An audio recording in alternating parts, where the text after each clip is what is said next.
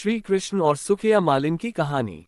ये बात उस समय की है जब श्री कृष्ण बालक के रूप में थे। श्री कृष्ण का मनमोहक चेहरा देखने के लिए दूर दूर से लोग दर्शन के लिए आते थे। मैया यशोदा हमेशा नन्हे बालक कान्हा की नजर उतारती रहती थी। ब्रजधाम, मथुरा, बरसाना के लोग कान्हा के सुंदर रूप का ही वर्णन करते रहते थे। ब्रजधाम में एक सुखिया नाम की मालिन आती थी। वह फल, फूल और सब्जी बेचकर अपना गुजारा किया करती थी।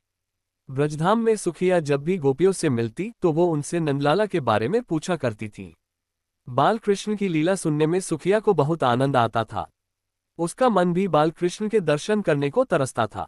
सुखिया श्री कृष्ण को देखने के लिए घंटों तक नंद बाबा के महल के सामने खड़ी रहती थी, लेकिन उसे श्री कृष्ण के कभी दर्शन नहीं हो पाते थे और शाम होते ही वे निराश होकर वापस अपने घर चली जाती। रात को खाना खाते वक्त भी वे नंदलाला के बारे में सोचा करती थी। भगवान कृष्ण तो अंतर्यामी हैं, उन्हें तो सब पता चल ही जाता था। जब उन्हें पता चला कि सुखिया उनकी परम भक्त है तो उन्होंने सुखिया को दर्शन देने का निर्णय लिया। अगले दिन सुखिया ने नंद महल के सामने आवाज दी, फल ले लो फल। सुखिया की आवाज सुनकर श्री कृष्ण दौड़े चले आए। नंदलाल को अपने सामने देखकर सुखिया की खुशी का कोई ठिकाना न रहा।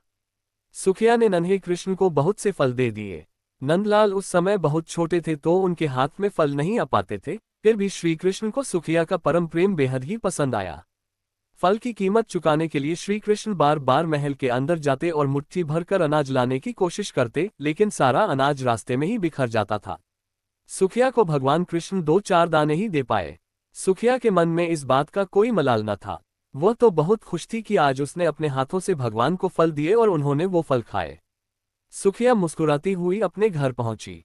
उसकी फल की टोकरी खाली थी क्योंकि वो सारे फल श्री कृष्ण को दे आई थी। घर जाकर उसने टोकरी अपने सिर से उतारी तो पाया कि उसकी टोकरी हीरे जवाहरात से भरी हुई है। सुखिया समझ गई कि यह भगवान की लीला है। उसने मन ही मन बाल गोपाल को धन्यवाद दिया। इस तरह श्री कृष्ण ने अपनी परम भक्त सुखिया का उद्धार किया।